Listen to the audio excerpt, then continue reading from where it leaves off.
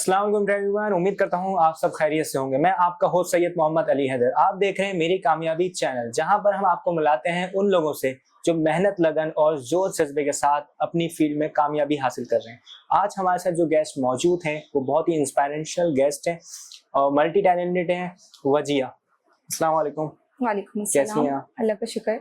तो वजिया का सफ़र के बारे में मैं आपसे ये शेयर करना चाहूँगा कि आईटी की डिग्री से इनकी शुरुआत होती है, एविएशन का इनका सफ़र है, केबिन क्रू का, और फिर एज अ टीचर भी इन्होंने काम किया है। सॉफ्टवेयर इंडस्ट्री से रिलेटेड भी इनका एक्सपीरियंस है।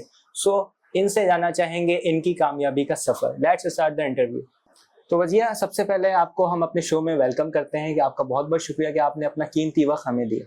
तो सबसे पहले आप मुझे ये बताइएगा कि आप एक मल्टी टैलेंटेड शख्सियत हैं, इतनी डिफरेंट फील्ड्स में आपने काम किया है, तो आप असल में बनना क्या चाहती थी? सबसे पहले तो आपका बहुत शुक्रिया कि आपने मुझे अपने चैनल पर बुलाया और मेरी आवाज़ दूसरों तक पहुंचाई। मुझे कुछ बनने का नहीं सोचा था मैंने। मैं आईटी से रिलेटेड, क्योंकि आपको पता है आजकल जितना इस दौर के हिसाब से हम जितना जदीद चीज़ों की तरफ जाएं उतना ज़्यादा। तो मैंने पहले प्री इंजीनियरिंग की। एक कंफ्यूज बच्चा होता है आजकल, हम इसको ये वर्ड यूज करते हैं कंफ्यूज बच्चा, क्योंकि आजकल की जनरेशन को नहीं पता कि हमें पहले क्या स्टडी करना है, फिर हमें बनना क्या है, जाना कहाँ है। बस जो पेरेंट्स ने बोला वहां से हम शुरू करते हैं। फ्रेंड सर्कल जो उसने ये रखा है, मुझे भी ये रखना है। हम ये नहीं पता कि मुझे क्या करना है। तो मेरे पेरेंट्स चाहते थे कि मैं इंजीनियर बनूं, तो मैंने प्री इंजीनियरिंग की। उसके बाद मैंने आईटी की तरफ आ गई, क्योंकि आजकल इंजीनियरिंग से भी ज्यादा आईटी का आपको पता है स्कोप ही सबसे ज्यादा है, एआई और आईटी। मैंने आईटी की। आईटी के लास्ट सेमेस्टर चल रहे थे, तो मैंने अपनी एक जानने वाली हैं उनसे मैंने कहा क्या मुझे इंटर्नशिप करवा दें सिविल एविएशन में। तो उन्होंने मुझे मशवरा दिया कि ये एक लिंक है, इसको पे आप जाओ, अप्लाई करो और आप चले जाओ। सीरियसली मुझे नहीं पता था कि मैं किस इंटरव्यू में बैठी हूँ। मैं जाके एविएशन के कैबिन क्रू के इंटरव्यू में बैठी हुई थी। मेरा जब इंटरव्यू बिल्कुल क्लियर हो गया वहां पे जाके, तब मुझे पता चला कि ये कैबिन क्रू का इंटरव्यू, और इसके लिए लोग इतना बहुत मतलब मेहनत करते हैं, बहुत सोचते हैं, बहुत एडमायर करते हैं इस जॉब को। मुझे नहीं पता था। मेरा इंटरव्यू क्लियर हो गया। जब मैं घर आई, मैंने अपने पेरेंट्स को बताया, उनको भी मुझे, क्योंकि आपको पता है मेरा बैकग्राउंड, मैं मिडिल क्लास फैमिली से बिलोंग करती हूँ, और मेरे बैकग्राउंड में मेरी फैमिली मेम्बर्स नहीं मान रहे थे, स्पेशली मेरे पेरेंट्स नहीं मान रहे थे कि मैं ये जॉब करूँ। ठीक है, उनको मैंने थोड़ा समझाया, उनको बताया कि ऐसा नहीं होता, इस फील्ड में बहुत स्कोप है, बहुत आप घूम सकते हैं दुनिया, आपके पास बहुत सारे चांसेस हैं, आप आगे बढ़ सकते हैं। तो इन द एंड खैर वो मान गए। फिर मैंने ये जॉब स्टार्ट की। जब ये जॉब स्टार्ट की और 3 साल बाद मुझे ऐसा लगा कि इन द एंड ये जॉब भी जब खत्म हो जाएगी तो मैं क्या करूंगी। मतलब आपको पता है कि कैबिन क्रू से रिलेटेड ऐसा है कि जब तक आप यंग हैं, जब तक आप खूबसूरत हैं, स्मार्ट हैं, जब तक आप यंग हैं, जब तक आप कर सकते हैं, आपकी फिजिकल हेल्थ है, आपकी मेंटल हेल्थ है, वो एट ए टाइम आके आप 40 में, अगर हम देखें तो अगर नॉर्मल एक बंदा रिटायर्ड होता है 60 ईयर्स में, एक हमारे कैबिन क्रू रिटायर होता है 40 ईयर्स में। 40 ईयर्स के बाद क्या? तो फिर मैंने सोचा कि क्यों ना अपना एक बिजनेस स्टार्ट किया जाए।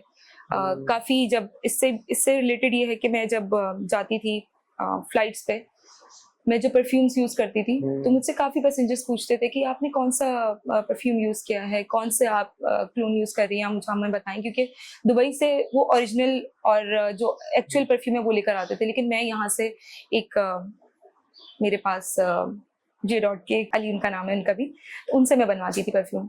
तो वो बहुत अच्छे स्ट्रॉन्ग, यहाँ के क्लाइमेट के हिसाब से स्ट्रॉन्ग परफ्यूम बनाते थे, तो मुझे काफी उसके पॉजिटिव रिव्यूज मिले थे, सब ने मुझे बोला। तो मैंने सोचा क्यों ना यहीं से शुरू करें। तो आपने अपने परफ्यूम ब्रांड का मतलब नाम क्या रखा? फ्यूम रखा है मैंने उसका नाम। और मतलब उसका क्या मीनिंग है और क्या मायने? फ्यूम एक परफ्यूम से ही निकला है। फ्यूम्स जैसे हम स्प्रे करते हैं तो फ्यूम्स हम पे लगते हैं, और उसमें ये है कि इसी से मैंने फिर इसका नाम रखा कि शॉर्ट कंसाइज और ये कि कैची और इस तरीके से। अच्छा, आपने इसके अलावा टीचिंग भी स्टार्ट की, तो उसका एक्सपीरियंस कैसा रहा आपको? जी, टीचिंग मैंने अपनी यूनिवर्सिटी के साथ साथ की थी। मैं अपनी फीसेस और अपनी सारी स्टार्टिंग से खुद करती थी, सारे एक्सपेंसेस खुद बेयर करती थी मैं, और अपने पेरेंट्स पर बर्डन नहीं डालती थी। बस मेरे फादर नेवी में थे और वो एक सेलर थे, तो मैं अपनी यूनिवर्सिटी, क्योंकि आईटी उसकी बहरी यूनिवर्सिटी से पढ़ी थी आईटी, तो मैं अपनी फीसेस खुद बेयर करती थी और अपने एक्सपेंसेस सारे खुद बेयर करती थी। इसलिए मैं टीचिंग भी कर रही थी और अपनी फील्ड से रिलेटेड कर रही थी। एजुकेटर्स में मैं एज इन कंप्यूटर साइंस की टीचर भी और लैब इंचार्ज, दोनों मैंने एज ए जॉब किया। अच्छा, एज अ फीमेल कैसे कितना स्ट्रांग होना चाहिए, खुद को रखना चाहिए, क्योंकि आप जाहिर सी बात है एक नई जगह काम करते हैं, अगर एविएशन की फील्ड हो गई, कहीं भी आप काम कर रहे हैं, तो अपने मतलब क्या कॉन्फिडेंस लेवल अपने अंदर बिल्ड करना चाहिए एज अ फीमेल? मुझे लगता है कॉन्फिडेंस के साथ साथ आपको लेट इट गो वाला भी आपके अंदर एक होना चाहिए कि आप काफी जगह पे ऐसा होता है, बीइंग अ मेल ये हमारी सोसाइटी का एक पार्ट है जिसको हमें एक्सेप्टेंस आनी चाहिए हमारे अंदर कि बीइंग अ मेल आपको मैं आपको बोलूंगी कि आपको सही कस्टमर्स मिलेंगे जो सॉलिड जो आपका प्रोडक्ट खरीदना चाहते हैं। मैं जब सॉफ्टवेयर हाउस में मैंने जॉब की उससे मुझे काफ़ी इस चीज़ का एक्सपीरियंस मिला। मैं वहाँ पे बिजनेस डेवलपमेंट कर रही थी। मैंने वहाँ पे काफ़ी क्लाइंट्स लेकर आते थे, हम लोग अपनी उनको डिजिटल सर्विसेज का एक्सप्लेन करते थे। तो समटाइम्स जो होता था कि बहुत सारे ऐसे लोग आते थे जो कि सीरियस नहीं होते थे, लेकिन बस ये था उनको फीमेल के साथ इंटरेक्शन करने का मौका मिल रहा है, थोड़ा टाइम मिल रहा है, तो वो आपका टाइम वेस्ट करते थे। तो मुझे लगता है कि ये हमारी सोसाइटी का एक पार्ट है जिसे हमें एक्सेप्ट करना चाहिए कि बीइंग अ फीमेल आपको ये चीज़ें फेस करनी पड़ेंगी कि आपको बहुत सारे ऐसे नॉन सीरियस कस्टमर्स मिलेंगे, नॉन सीरियस क्लाइंट्स मिलेंगे जिनको आप डील करना पड़ेगा, और आपको इसमें फ़र्क भी पहचानना पड़ेगा कि ये आपके साथ सीरियस है। एट अ टाइम आके आपको फील होता है कि नहीं, अब ये सिर्फ आपका टाइम वेस्ट कर रहा है। मतलब वो ऐसी मतलब जो है ना बात करने के लिए आए हैं। जी।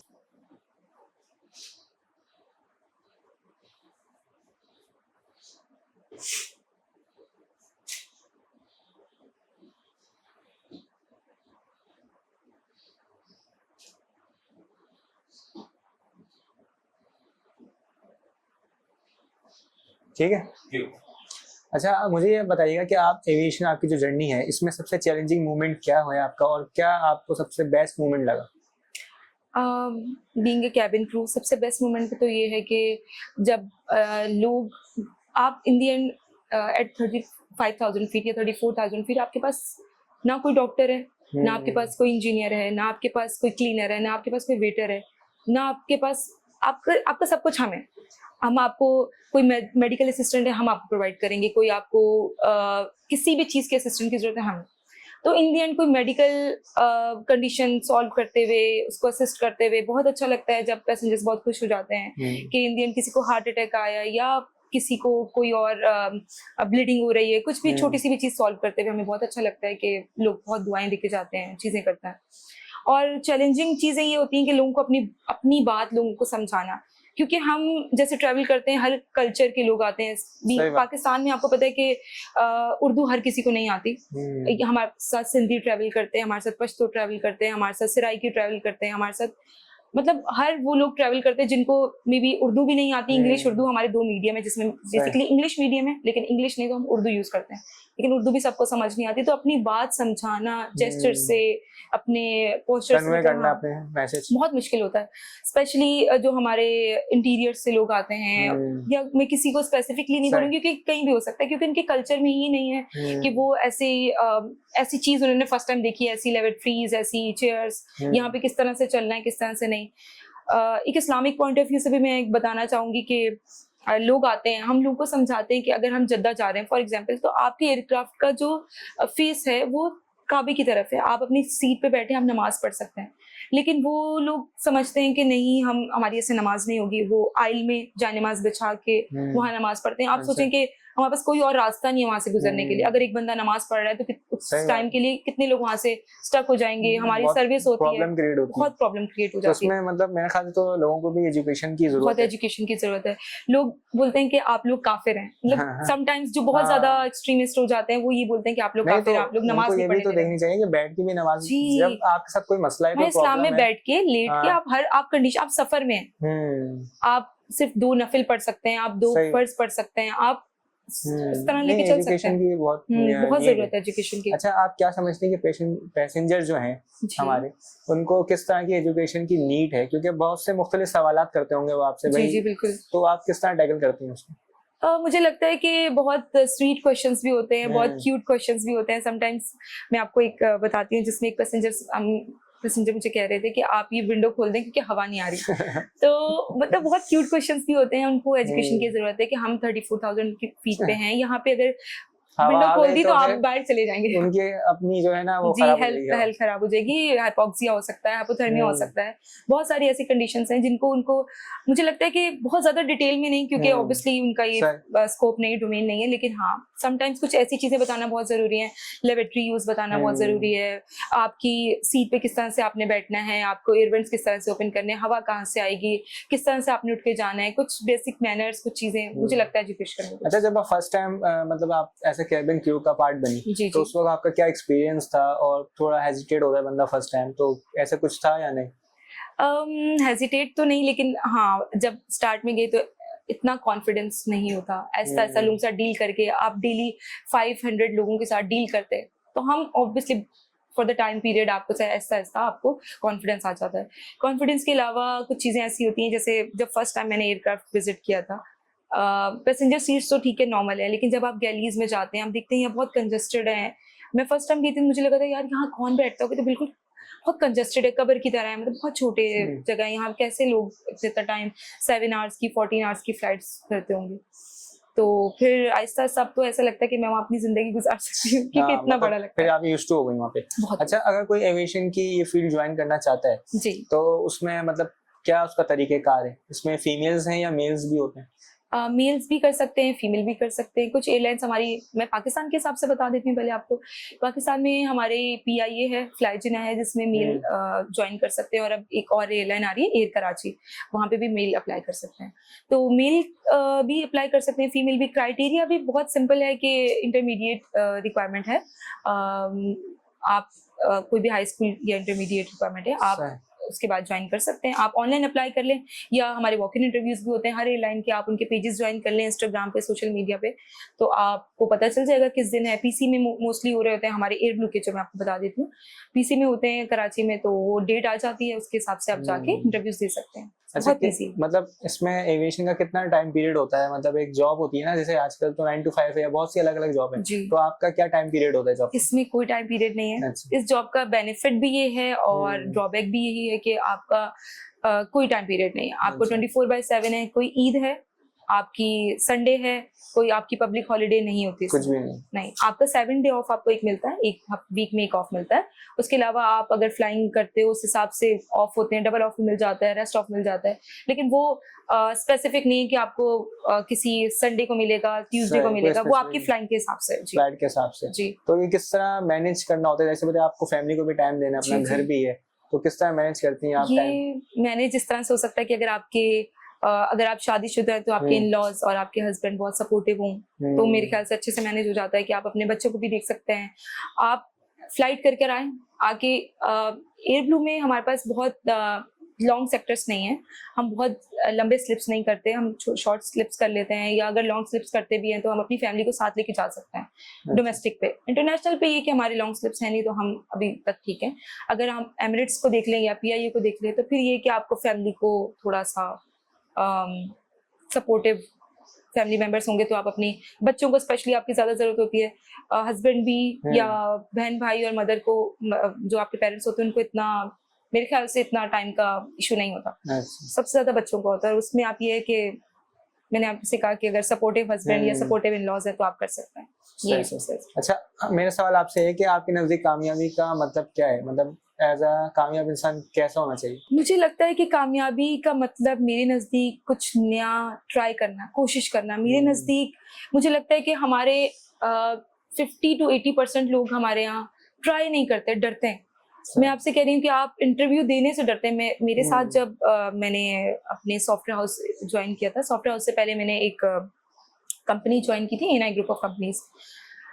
तो मैंने जाके इंटरव्यू दिया। मेरे साथ जो मेरे जो कोर्समेट्स थे मेरे IT में, तो वो डर रहे थे इंटरव्यू देने से कि यार पता नहीं होगा, इतनी बड़ी कंपनी है वहाँ पे ये, और भी बहुत सारी जगह पे मैंने देखा। जब मैं कैबिन क्रू का इंटरव्यू देने गई थी, मैंने आपसे बताया मुझे नहीं पता था कि कैबिन क्रू का इंटरव्यू है, तो वहाँ पे जितनी लड़कियां थी वो बहुत ज्यादा डर में बैठी थी। मैं बहुत कॉन्फिडेंट थी कि मेरे पास ऑलरेडी एक सिक्योर जॉब है, मेरे पास अच्छी एजुकेशन है, तो यहाँ नहीं तो कहीं सही तो हो जाएगा मेरा।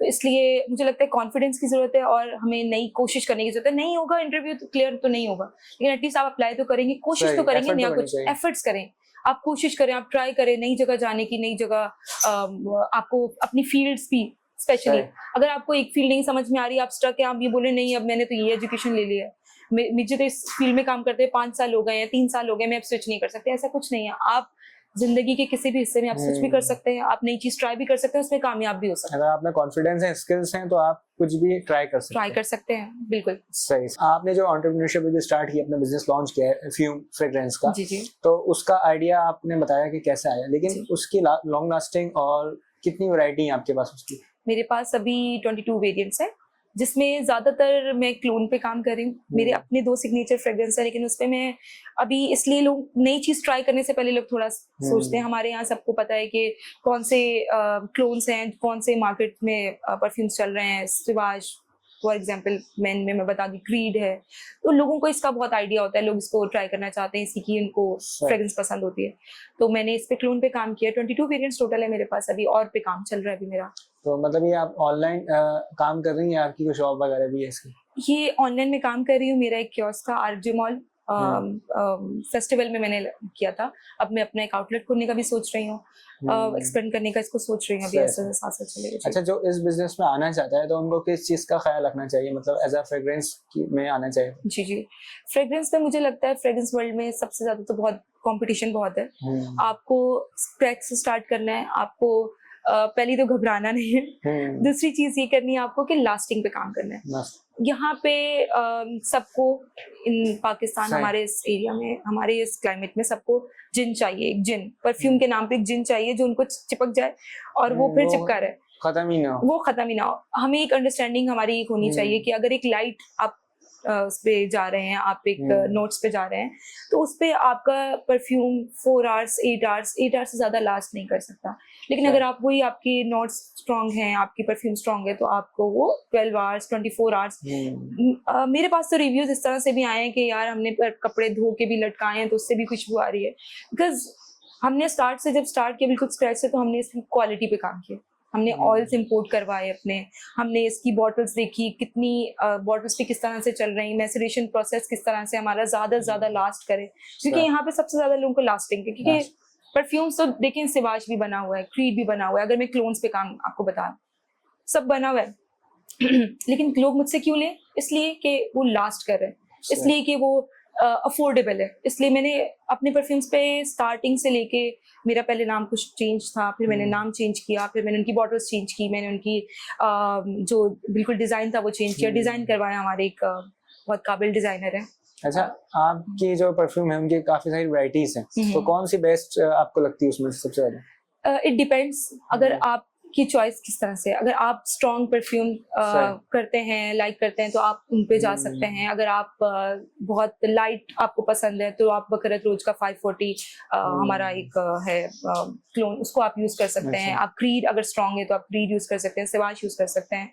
हमारे पास स्नेल नंबर 5 का है, और वुमेन में जाए, इसमें फीमेल्स के लिए या मेल्स के लिए अलग अलग है या को है? देखिए को भी हैं, यूनिसेक्स परफ्यूम्स हैं मेरे पास, लेकिन पर मेल के अलग भी हैं, फीमेल के अलग भी हैं, सिग्नेचर अलग है, 4 वैरायटीज है मेरे पास फिलहाल जी। तो मतलब आपकी, हमारे ऑडियंस जानना चाहिए कि प्राइसिंग क्या है आपकी एक परफ्यूम की? प्राइसिंग वेरी कर रही है, 2200 से लेके 2700 तक है। और अभी तो क्योंकि स्टार्टिंग में मैंने सेल लगाई थी, उसके बाद अभी फिर मैंने दोबारा सेल लगाई है, तो वो अभी 1500 से 1700 के दरमियान फॉल कर रही है जी। अच्छा, जो भी ये बिजनेस स्टार्ट करना चाहता है, तो मतलब इसमें आना चाहता है, तो उनको किन चीज का ख्याल रखना चाहिए? जाहिर सी बात, जब हम कोई बिजनेस स्टार्ट करते हैं उसमें अप एंड डाउन भी होते हैं, तो हमारे जो बास तौर पर यंगस्टर होते हैं वो उससे थोड़ा जो है ना अफेयर्ड ऑफ हो जाते हैं कि ये हो गया तो फिर वो मतलब आगे नहीं बढ़ते। मुझे लगता है कि सबसे एक छोटी सी किसके लिए ये टिप है कि आपने रुकना नहीं। आपको लॉस भी बहुत होगा, आपको लोग डिग्रेड भी बहुत करेंगे कि नहीं, बहुत ये आपने जो नीड फॉलो आप कर रहे हैं, स्टार्ट कर रहे हैं, इसमें बहुत ज्यादा कंपटीशन है, बहुत सारी चीजें ऐसी हैं, आप नहीं कर पाएंगे, मार्केटिंग कैसे करेंगे आप स्ट्रॉन्ग परफ्यूम कैसे बनाएंगे, आपको आपके कॉम्पिटिटर्स के नाम से आप बोलेंगे देखो वो तो इतना चल रहा है। मैं एक एग्जांपल दे सकती हूँ अगर नाम लेके, तो सेंटेंस स्टोरीज है, वो तो बहुत चल रहा है, उनकी प्राइसेस भी बहुत कम है। आप कैसे इस तरह की मार्केट को आप कम्पीट किस तरह से कर पाओगे? और मुझे लगता है आपको डरना नहीं है। जब आपका नाम बनेगा, आपके कस्टमर्स बने, आपके क्लाइंट्स बनेंगे, तो लोग खुद हैरान होंगे। मैं आपसे अपनी एक एक्सपीरियंस शेयर करती हूँ कि मुझे भी स्टार्ट में काफी लोगों ने इस तरह से कहा, लेकिन जब मैंने स्टार्ट किया मुझे अभी तक मेरे ख्याल से कोई ऐसा कस्टमर नहीं है जो उसने रिपीटेड ना मुझसे परचेज किया हो। मेरे फिक्स कस्टमर्स हैं जो हर मंथ, हर महीने, हर मतलब जिनको परचेज करना है मुझसे ही रिपीटेड लेते हैं, क्योंकि आपका एक प्रोडक्ट अगर अच्छा है तो वो डेफिनेटली आपके पास वापस अच्छा, आएंगे। लोगों का माइंडसेट ये भी तो बना हुआ है, जैसे आप उनको अपनी प्राइस बताएंगे, आपने अपने जो भी प्राइस बताया वो जी, कहते हैं भाई ये तो उससे कम में हमें वहां से मिल रहा है। जी, ये माइंडसेट लोगों का बना हुआ है। लोगों का माइंडसेट बिल्कुल ऐसा बना हुआ है। जब स्टार्ट में मैं आपसे हाँ। ये अपना एक्सपीरियंस शेयर करती हूँ कि लोगों ने मुझे यहाँ तक बोला कि हम सदर में से तो ये 600 का भी मिल जाएगा, हाँ। 1000 का भी मिल जाएगा, तो क्या लेकिन कहना फिर वही चाहिए बात है, उन्होंने लिया। हाँ। लोग जरूर ट्राई करेंगे, हर चीज को ट्राई करेंगे। उन्होंने वो परफ्यूम जरूर लिए, लेकिन वो लास्ट भी नहीं किए, 2 घंटे में जब खत्म हो गए तो वो फिर मेरे पास ही है। आप एक नॉर्मल सी बात है, आप एक 1500 का परफ्यूम ले रहे हैं और आप एक 1000 रुपए का परफ्यूम ले रहे हैं। 1000 वाला आपका 2 घंटे में खत्म हो रहा है और आपका बहुत ज्यादा लग रहा है, और एक 1500 वाला आपकी 24 घंटे चल रहा है अगर, तो ऑब्वियसली डेफिनेटली सी बात है कि इकोनॉमी की भी यही है, आपका एक बजट फ्रेंडली है। जितने उसमें प्राइस अगर इंक्रीज है तो कुछ ना कुछ तो क्वालिटी डिपेंड करती है ना। हाँ, आप एक दफा ट्राई करें, अगर आपको समझ में आए कि नहीं यार अब नहीं, तो फिर उसके बाद समझ में आता है क्या मना। अगर आप बगैर यूज किए, बगैर देखे एक चीज को मना कर रहे हैं तो वो डेफिनेटली सही। अच्छा, मुझे एक सवाल ये बताइएगा कि आपने इतनी डिफरेंट फील्ड्स में काम किया है, तो आप लोगों को किस तरह मतलब झेलती, मैं तो ये कहना चाहूंगा, क्योंकि लोग कहते हैं यार कभी आप ये काम कर रहे हैं, कभी वो काम कर रहे हैं, कंसिस्टेंसी नहीं है आपके अंदर, तो किस तरह उनको आप मतलब रिप्लाई करना चाहेंगे? देखिए, एक होती है कि आपने एक चीज स्टार्ट की, आपकी जॉब अच्छी चल रही है, आपने 2 मंथ में स्विच कर लिया, भाई मुझे समझ नहीं आ रहा, मुझे एक वर्ड कहते हैं किक नहीं मिल रही मुझे, लेकिन एक आप में एक जज्बा होता है एक नई चीज ट्राई करना, एक कोशिश करना कि मैं कैबिन क्रू जॉब कर रही हूँ। मैंने अपनी एजुकेशन मैंने स्टार्ट ही इसलिए की थी कि मैं अपने आप को अपने एक्सपेंसेस बेयर कर सकूंगी। मैं जो एजुकेटर्स में या मैं जो टीचिंग का कर रही थी, उसके बाद मैंने अपनी एजुकेशन की फील्ड में आई, एविएशन की फील्ड में आई। मैं कर रही हूँ जॉब। मुझे पता है एट अ टाइम मैं हस्बैंड और अपने बच्चे को टाइम नहीं दे पाऊंगी तो मैं छोड़ दूंगी। इससे ज़्यादा अगर मैं एक उसमें आ गई हूँ, एंटरप्रेन्योर उसमें आ गई हूँ, मैं अपना एक बिजनेस स्टार्ट कर रही हूँ, तो ये मेरा फ्यूचर प्लानिंग है। आपको अपनी कंसिस्टेंसी नहीं छोड़नी चाहिए। अगर आप एक चीज़ को ट्राई कर रहे हैं तो आपको ट्राई करते रहना चाहिए। आपकी एक जॉब है, आप इस तरह से नहीं छोड़ें कि मैं नहीं कर पा रहा हूँ। आप इसको करें, आप ट्राई करें, आप कोशिश करें, आप कर लेंगे। लेकिन ये कि हाँ, जब आपको ये लगे कि मैं कुछ और ज़्यादा अच्छा कर सकता हूँ तो आप डेफिनेटली स्विच करें। सही। अच्छा, मेरा लास्ट आपसे सवाल ये है कि आप अपनी इस ब्रांड को नेक्स्ट 5 ईयर में कहाँ देखना चाहती हैं और क्या गोल्स हैं आपके नेक्स्ट फ्यूचर में?